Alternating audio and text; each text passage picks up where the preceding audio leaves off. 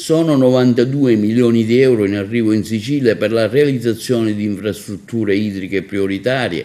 Si tratta del primo stralcio di finanziamenti destinati ai 49 interventi per complessivi 1,6 miliardi di euro inseriti nel piano idrico della regione siciliana, interamente approvato dal Ministero delle Infrastrutture e inglobato nel Piano Nazionale per la sicurezza del settore idrico.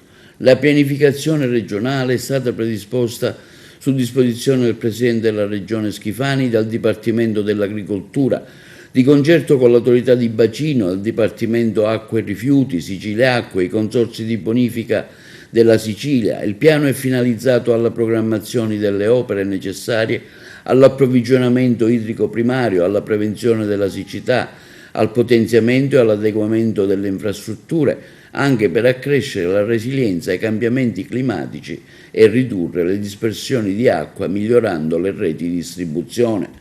Con questa prima tranche di finanziamenti, ha dichiarato il Presidente della Regione Schifani, metteremo subito in cantiere alcune delle opere programmate per affrontare un fenomeno che sta colpendo duramente la nostra Sicilia. È solo l'avvio della mole di interventi che abbiamo previsto nel piano di cui la Regione per la prima volta si è finalmente dotata con una visione sistemica d'insieme.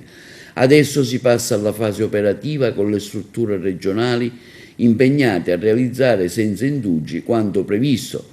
Vigileremo affinché i cittadini e gli imprenditori siciliani possano avere al più presto risposte concrete per colmare le annose lacune del nostro sistema idrico.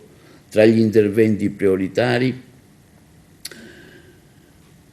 quelli di automazione, controllo, modellazione e monitoraggio dell'infrastruttura idropotabile di sovrambito, circa 50 milioni, la bretella tra il serbatoio Salleo e il potabilizzatore di Gela, 11,7 milioni.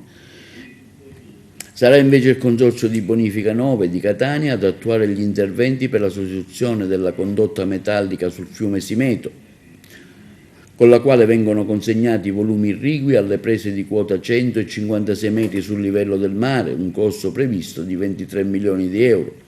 Quindi un ulteriore intervento sul fiume Simeto in capo allo stesso consorzio, che prevede la manutenzione straordinaria del sistema di paratoie e dello sbarramento di contrasto per l'alimentazione del sistema irriguo, costo previsto circa 50 milioni di euro.